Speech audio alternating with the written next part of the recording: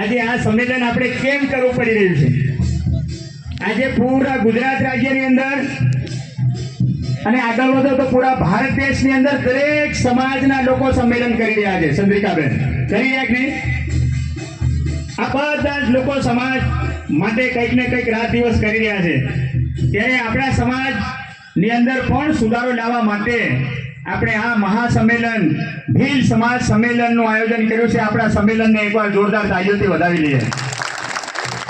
આગા પાછા ખાતા જાય ને આવી તો ગયા, અને આવી ગયા એટલે આપણા સમાજના ફાયદા માટે આપણે આવ્યા છીએ. અને હવે આપણે કાયદેસરનો કાર્યક્રમ ધીરે ધીરે ચાલવા દઈએ. આપણા આગેવાન શ્રીઓ આવતા રહેશે, એમનું માન સન્માન આપણે કરતા રહીશું.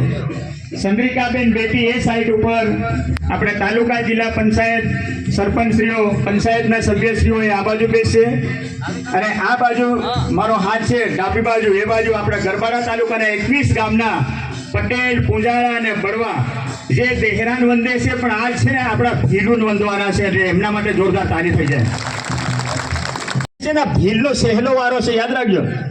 ભીલ જો આના વર ની ખુદર્યા જિંદગી માં ની ખુદરે એ બી લખી રાખજો. અને હમો આને ભીલોની હાવ બેન તો હકી નહીં કરી પછા કે 1000 નું પેટ્રોલ બાજુ ઘેર જઈને કે દાદા પેલું કરવા આવ્યા છે. બાબા ગોરિયાગા જ્યાં નોતરા પલાળ્યા, નોતરા હાલી આવ્યા, પણ નોતરાની માર દેખો આટલા આદમી આપણે આગેવાન આવી ગયા, એટલે એ બધાનો આપણે જોરદાર સન્માન કરીએ. હવે આપણા તાલુકાના સરપંચશ્રીઓ, માજી સરપંચશ્રીઓને વિનંતી, કમલેશ સાહેબ પધારો, સ્ટેજ ઉપર બિરાજમાન થાવ. ચંદ્રિકાબેન, કમલેશ સાહેબ આવી ગયા, હા આવો. કેમ કે આ હુનો એરિયો હોય ને, આ મેન એરિયો છે. આજ આપણા આગેવાનોના નેજા નેટર આપણે બધાએ હળીમળીને કામ કરવાનું છે. બધાને એક વાત યાદ કરી દઉં, આ મંચ કોઈ રાજકારણનું નથી. આપણો સમાજ કોઈ પણ ભાઈ કોઈ પણ પક્ષની અંદર રહેશે, એ કામ કરતા હશે, એટલે બહુ જ પવિત્ર ભાવથી કોઈ બી પાર્ટી પક્ષને વાત છોડીને માત્ર ભીલ સમાજના બંધારણને લાગુ કરવાનો, ભીલ સમાજને સુધારવાની માત્ર એક જ કાયદાની વાત કરવા માટે આપણે ભેગા થયા છે. બેનનું સ્ટેજ ઉપર જરાક આપણે તાજેથી બહુમાન કરીએ માવી સાહેબે બી, કારણ કે હવે થોડા ને ઘણી વાર કેવું પડે, લાડાવાળા આવે હો સબાબ, લાઠીવાળા નહીં આવે. આ અમારો વગાડવા જાય એમ કે એવું છોડવાનું નથી. આ વખત આ પોલીસ સ્ટેશન નાનું પડે બાદ લાવીને ભર દેવાના છે સાહેબ, બરે સાહેબ કડક જ કાયદો કરો, નહીં માન્યો આનો અરજી. હા, અને 100 મહિના હોતા છૂટેની આ તાલુકા પંચનું 1000 આદમીનું સહીવાળું કાગળ જોડવાનું છે સાહેબ, લાવીને પૂરતો અને અરજી કરો. એવી કેવી મારું હું ભાલ લઈએ, આપણે ભાલ લઈએ કે હા હે માહર કરજો પડે તો. પ્રતાપભાઈ મેણાજીને આ વર્ષે ગુજરાતના શ્રેષ્ઠ એવોર્ડ, શિક્ષક એવોર્ડ પ્રાપ્ત થયો છે. એકવાર જોરદાર તાળીઓથી આપણે એમને વધાવી લઈશું.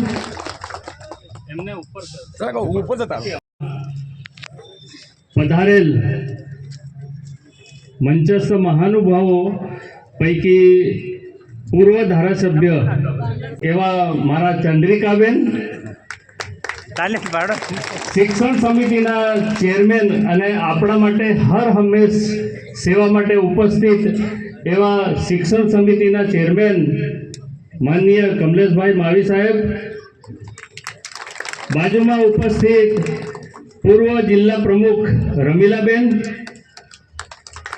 અને સમગ્ર ગરબાડા, ધાનપુર સહિત દાહોદ જિલ્લા અને રાજ્યનું જેમને આપણા આદિવાસી સમાજ વતી ગૌરવ અપાયું છે એવા ચિત્રકૂટ એવોર્ડ વિજેતા પ્રતાપભાઈ મહિડા, એમનું સન્માન કરું છું. સાથે છેલ્લા 3 દિવસથી અમારી ટીમે ગરબાડા તાલુકાના ગામે ગામે ફરી અને નોતરા આપી અને તમામ વર્ગના વ્યક્તિઓ ઉપસ્થિત રહ્યા છે.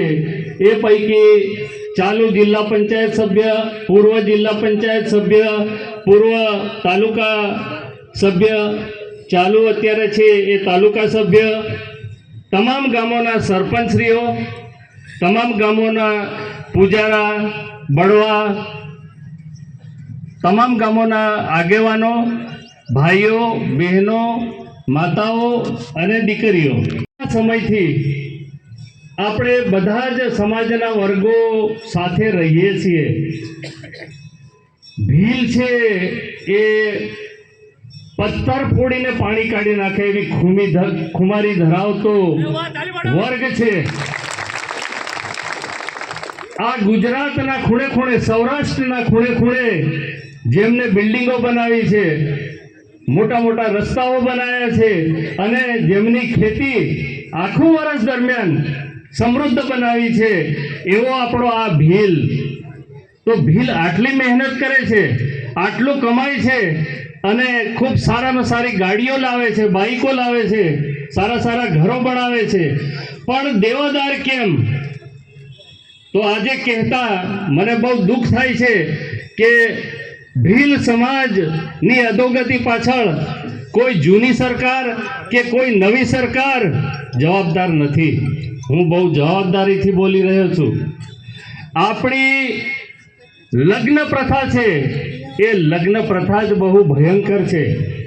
ભલા માણસ તમારી પડોશમાં આપણો જ પટેલિયા સમાજનો ભાઈ રહે છે અને એ 100 રૂપિયામાં લગ્ન કરી અને સુખી છે. આપણે કેમ નહીં? આપણે બિનજરૂરી ખુમારી વાળા માણસ છીએ.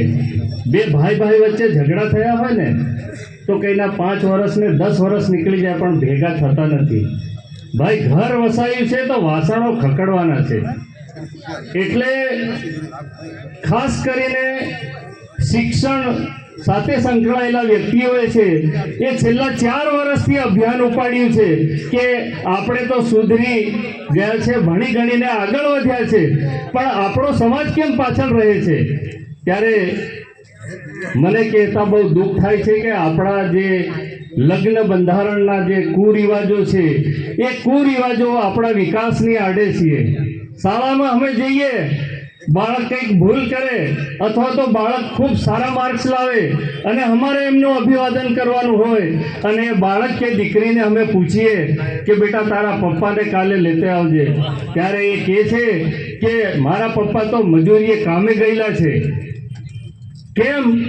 તો આ જે ફેબ્રુઆરી માર્ચમાં જે આપણી લગ્ન સિઝન શરૂ થશે એમાં પોતાના દીકરા દીકરીને પરણાવવા માટે 8 લાખથી માંડી અને 15 લાખ સુધીનો ખોટો ખર્ચો કરી નાખે છે. અને એ દેવો ધોવા માટે, કોઈના વ્યાજવા કાઢી લીધા હોય તો એ દેવો ધોવા માટે એ ગુજરાતમાં બિલકુલ ખરાબ અવસ્થામાં મહેનત મજૂરી કરે છે. અને ચાલુ વર્ષની તો આપણે વાત કરીએ તો સોના અને ચાંદીમાં આખા વિશ્વમાં બહુ જે ઉછાળો આવ્યો છે, એમાં સમાજના દરેક વર્ગોએ સંમેલન કરી લીધા છે. ભાઈ આ ગેનીબેન હોય કે અલ્પેશ ઠાકોર હોય, એ જો રાત્રે 3:30 વાગે સમાજનું સંમેલન કરતા હોય તો આપણે તો આ ધોળા દિવસે ભેગું થવાનું છે. ભાઈ જે નથી આવ્યા એમને હજી તમે સંદેશો આપજો કે ભાઈ હવે સુધરવાનો સમય આવી ગયો છે અને આ અભિયાન કદાચ હવે 2026 પછી સમાપન પણ કરવાનું છે. અમારું કામ તો ચાલુ રહેશે, પણ સમાજના બીજા ઘણા પ્રશ્નો છે, શિક્ષણના પ્રશ્નો છે, આરોગ્યના પ્રશ્નો છે, તો એ તરફ અમે ધ્યાન આપીશું. એટલે આપણે બધાએ સમજવાનો અને સુધરવાનો સમય આવી ગયો છે.